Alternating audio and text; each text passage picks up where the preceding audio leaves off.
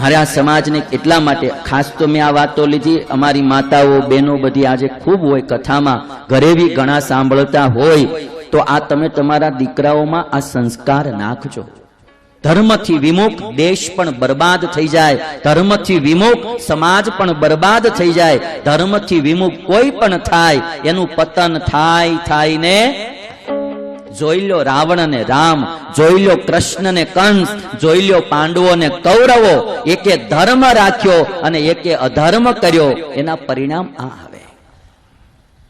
અને એટલા માટે આજે આપણે બધાએ સત્સંગ દ્વારા આમાં આગળ વધવાની જરૂર છે. આજે ઘરે બેઠા ઘણા આટલા લોકો તમે અહીંયા સાંભળો છો, હજારો લોકો ઘરે સાંભળે છે.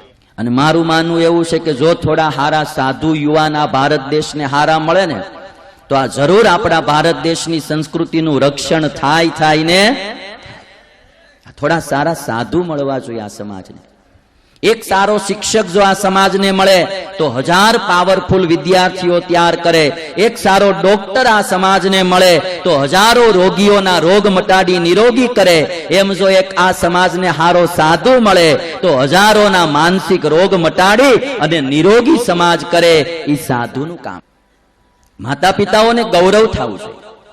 તમારો છોકરો સારો શિક્ષક થાય તો તમને ગૌરવ થાય, તમારો છોકરો કોઈ સારો ડોક્ટર બને તો તમને ગૌરવ થાય, સારો એન્જિનિયર થાય તો ગૌરવ થાય.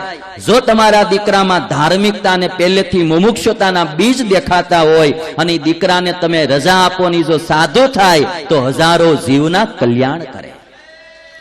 એનું તમને ગૌરવ થવું જોઈએ કે અમારો દીકરો સાધુ થયો. આજે સમાજને કેટલો કામમાં આવ્યો અમારો દીકરો, એનું તમને ગૌરવ થાય. એક સારો સંત હજારો લોકોને સુખી કરે. આજે આપણે આ બધા સાધુઓ છો, તમે હજારોના વ્યસનો છોડાવે, હજારોના ક્રોધ છોડાવે, પરિવારમાં સંપ કરાવે, હળી મળીને જીવન જીવવાનું શીખવાડે. કેટલાય માણસોને શાંતિ થાય.